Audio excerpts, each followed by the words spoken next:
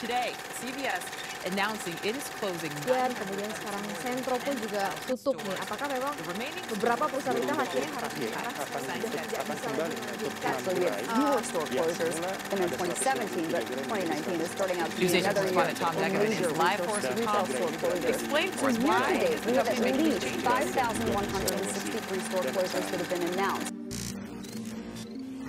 The Death of Retail telah menjadi perbincangan panas hampir di seluruh dunia.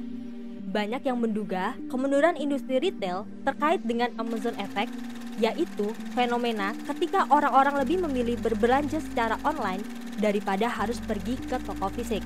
Dan yang secara signifikan terdampak pada fenomena ini adalah industri retail di mall. Sudah berseliweran di mana-mana pemberitaan mengenai retail-retail besar yang menutup banyak gerainya di sejumlah mall. Mereka memiliki banyak alasan, mulai dari efisiensi bisnis maupun yang lainnya. Meski begitu, tidak bisa tidak bahwa alasan utamanya adalah karena semakin jarang orang yang berbelanja produk-produk mereka saat mengunjungi mall. Karena itulah, banyak sekali perusahaan retail, baik yang berskala besar maupun kecil, mulai meninggalkan model bisnis brick and mortar alias berdagang di toko fisik dan beralih ke e-commerce. Pertanyaannya adalah, jika industri retail mulai beralih dari model bisnis brick and mortar ke e-commerce, kenapa masih saja ada perusahaan retail yang menyewa gerai di berbagai mall saat ini? Jawabannya bisa saja karena saat ini sedang dalam proses untuk digitalisasi dan melakukan transisi. Nah, jika memang demikian, maka pertanyaan berikutnya yang harus dijawab adalah, jika industri retail sudah sepenuhnya terdigitalisasi, apakah industri mall yang justru akan mati? Sejak situs belanja online Amazon diluncurkan, industri retail mulai berubah total. Perubahan aktivitas belanja semua orang beralih dari yang dulu harus datang ke toko fisik untuk membeli barang, sekarang hanya perlu menggunakan gadget untuk berbelanja. Perilaku pembeli pun berubah. Hampir sebagian dari kita sudah melakukan riset jauh-jauh hari sebelum memutuskan untuk membeli sesuatu. Hal ini tentu tidak terjadi sekitar 10 tahun lalu. Dulu, keputusan kita untuk membeli sebuah barang sebagian besar terjadi saat kita berada di toko fisik. Karena itulah, penempatan barang pada rak toko menjadi perhatian penting bagi penjual produk. Saat Amazon datang dan menciptakan Amazon Effect, maka perilaku pembeli juga berubah. Kita mengenal yang disebut ZMOT alias Zero Moment of Truth, di mana kita akan mencari tahu mengenai sebuah barang yang ingin dibeli dan memutuskan akan membelinya atau tidak, jauh-jauh hari sebelum kita melakukan pembelian. Nah, disrupsi pada industri retail yang dilakukan Amazon ini diikuti oleh berbagai perusahaan e-commerce lainnya. Dengan berubahnya perilaku pembeli, maka banyak perusahaan yang menjual produk juga mulai beradaptasi dengan perubahan tersebut. Masalahnya, industri retail dengan konsep brick and mortar hanya bisa pasrah dan kesulitan mengantisipasi perubahan ini. Salah satu jalan yang bisa diambil adalah dengan mendigitalisasi bisnis mereka. Namun, itu juga akan mendatangkan masalah lainnya. Kita bahas masalah itu pada chapter lain pada video ini. Nah, di Amerika Serikat sendiri, penutupan sejumlah store-store besar di mall sudah terjadi terus-menerus. Melansir dari Investopedia, pada tahun 2017 ada lebih dari 5.300 store yang tutup. Jumlahnya meningkat 218% dari tahun sebelumnya. Selain itu, melansir dari CNBC, diprediksi bahwa pada 5 tahun ke depan akan ada sekitar 40.000 sampai 50.000 store yang tutup di Amerika Serikat. Penyebabnya tentu saja bukan hanya karena Amazon Effect. Pandemi yang melanda selama sekitar 2 tahun juga menjadi penyebabnya. Akan tetapi, berbagai penutupan store di mall-mall itu kurang lebih membuktikan satu hal, yaitu bahwa model bisnis brick and mortar pada industri retail sudah mendekati endgame. Apa yang terjadi di Amerika Serikat juga terjadi di Indonesia. Kabar mengenai perusahaan departemen store besar yang menutup berbagai gerai sempat menjadi berita panas beberapa waktu lalu. Perusahaan seperti Matahari, Ramayana, Sentro, dan yang lainnya memutuskan untuk menutup gerai-gerai mereka. Sentro bahkan telah mengumumkan bahwa mereka mengalami pilot. Fenomena tersebut tentu menjadi bukti nyata bahwa industri retail di Indonesia juga sedang mendekati endgame. Dikarenakan hal tersebut, maka tidak heran kalau semakin banyak ruang kosong di mal-mal di seluruh Indonesia. Tak banyak gerai yang terisi di sebuah mal, sehingga pengunjung pun semakin tidak tertarik untuk mengunjungi mal tersebut. Perilaku pembeli menyebabkan banyak pihak untuk mendigitalisasi bisnis mereka.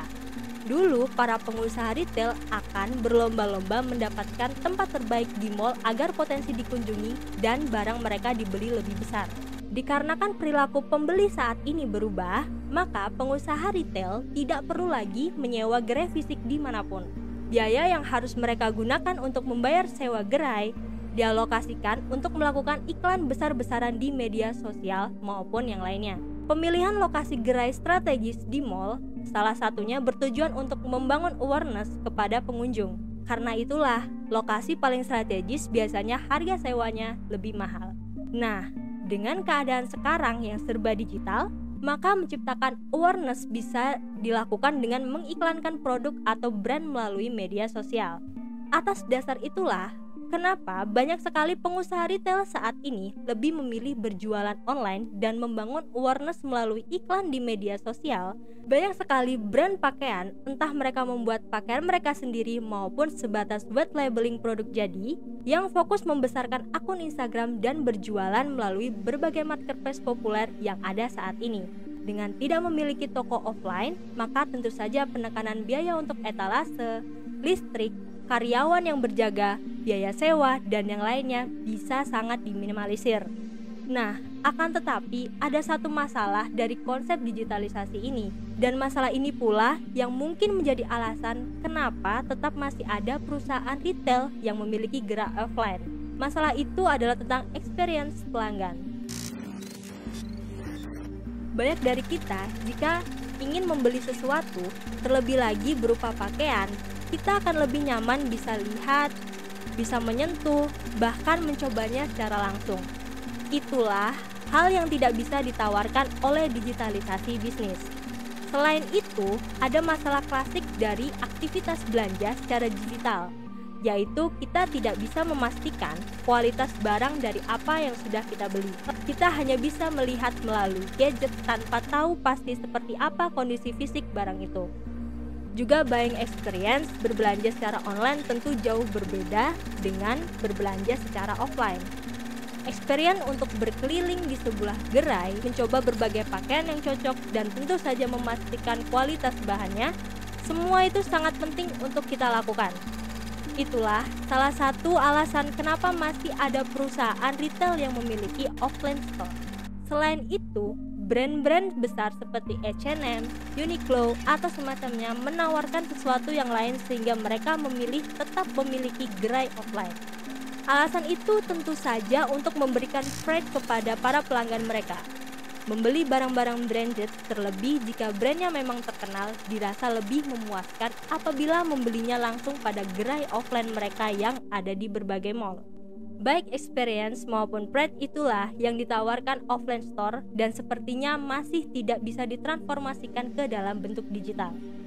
Atas dasar itu pula, sepertinya industri mall akan tetap bertahan. Gerai-gerai retail yang ada pada mall itulah yang mungkin akan mendapat guncangan karena perilaku pembeli. Mungkin dalam 10 atau 20 tahun lagi, bisa jadi industri retail offline akan mati. Akan tetapi, industri mall itu sendiri seharusnya masih bisa bertahan. Experience untuk mengunjungi mall, menonton bioskop, mengunjungi time zone atau ngopi di Starbucks, untuk meeting maupun sebatas menyantai, semua itulah yang seharusnya tidak akan pernah mati. Mall akan bertahan karena menawarkan experience. Tetapi, bagaimana dengan industri retail di dalamnya? Saat ini memang masih banyak yang berbelanja barang-barang dengan datang langsung untuk merasakan buying experience-nya. Tetapi masalahnya adalah kadang ada calon pembeli yang mengunjungi toko fisik hanya ingin melihat dan mengecek kualitas barang itu. Setelah memastikan semuanya sesuai keinginan, tak jarang mereka membelinya secara online. Jika semakin banyak fenomena seperti itu, maka hanya menunggu saja sampai industri retail offline semuanya akan sirna. Digitalisasi bisnis adalah hal yang harus dipertimbangkan. Transisi dari offline ke online adalah langkah yang harus diambil.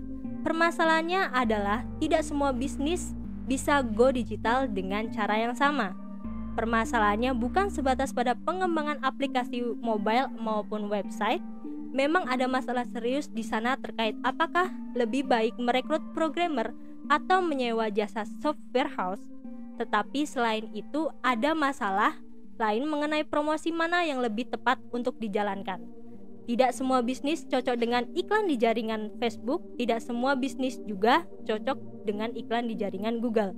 Jika salah pengambilan keputusan, entah pada proses pengembangan software maupun pada proses promosi, maka besar kemungkinan bahwa digitalisasi bisnis hanya akan mendatangkan kehancuran.